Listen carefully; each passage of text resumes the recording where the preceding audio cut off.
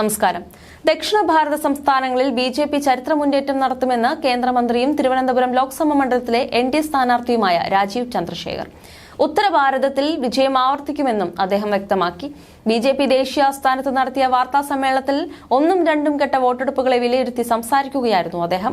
June 4-ന് വോട്ടെണ്ണൽ പൂർത്തിയാകുമ്പോൾ ദക്ഷിണ ഭാരത സംസ്ഥാനങ്ങളിൽ ബിജെപിക്കുള്ള എംപിമാരുടെ എണ്ണം നിലവിലെ 39-ൽ നിന്ന് 60-ലേക്ക് ഉയരുമെന്നും അദ്ദേഹം പറഞ്ഞു.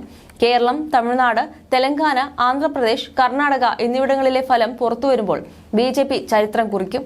തമിഴ്നാട്ടിലെ രണ്ടാമത്തെ പ്രധാന ശക്തിയായി ബിജെപി ഉയർന്നു വരികയാണ്. ഇവിടുത്തെ രാഷ്ട്രീയ മണ്ഡലത്തിലെ നാടകീയമായ മാറ്റത്തിന് നാം സാക്ഷ്യം വഹിക്കും. കേരളത്തിൽ 9 മണ്ഡലങ്ങളിൽ ശക്തമായ ത്രികോണ മത്സരമാണ് നടന്നത്. പച്ചനുണകളുടെയും തെറ്റായ വിവരങ്ങളുടെയും വ്യാപകമായ പ്രചാരണമാണ് തെരഞ്ഞെടുപ്പ് കാലത്ത് കോൺഗ്രസ് നടത്തുന്നതെന്ന് രാജീവ് ചന്ദ്രശേഖർ ആരോപിച്ചു. കഴിഞ്ഞ 10 വർഷത്തെ നരേന്ദ്രമോദി സർക്കാരിന്റെ പ്രവർത്തനങ്ങളും 2047-ൽ വികസിത ഭാരതം എന്ന കാഴ്ചപ്പാടും ഉയർത്തിക്കാട്ടിയാണ് ബിജെപിയുടെ പ്രചരണം. എന്നാൽ പച്ചനുണകളും തെറ്റായ വിവരങ്ങളും വ്യാജ വീഡിയോകളും രാജ്യത്തിന്റെ ഭാവിയെക്കുറിച്ച് ഒരു കാഴ്ചപ്പാട് നൽകുന്നതിന് പകരം മാർക്സിസത്തെ അനുസ്മരിപ്പിക്കുന്ന വിചിത്രമായ സാമ്പത്തിക നിർദ്ദേശങ്ങളും ഉയർത്തിയാണ് കോൺഗ്രസിന്റെ പ്രചാരണം. കൊള്ളയും കളവും കോൺഗ്രസിന്റെ മുഖമുദ്രയായി. ബിജെപി 400 സീറ്റ് നേടിയാൽ ഭരണഘടന മാറ്റി എഴുതുമെന്ന വ്യാജ പ്രചരണം നടത്തി കോൺഗ്രസ് ജനങ്ങളെ തെറ്റിദ്ധരിപ്പിക്കുന്നു. എന്നാൽ അതേ കോൺഗ്രസ് ആണ് ചരിത്രത്തിൽ മറ്റേതൊരു പാർട്ടിയേക്കാളും ഭരണഘടന ഭേദഗതി നടത്തിയത്.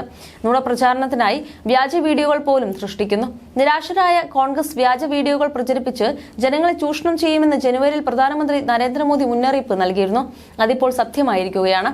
സംവരണ നയങ്ങളെക്കുറിച്ച് തെറ്റായ വിവരങ്ങൾ പ്രചരിപ്പിക്കുന്നതിനായി വ്യാജ വീഡിയോകൾ പുറത്തിറക്കിയിരിക്കുന്നു. കോൺഗ്രസ് OBC സംവരണം എടുത്ത് മുസ്ലിങ്ങൾക്ക് നൽകിയിരുന്നു.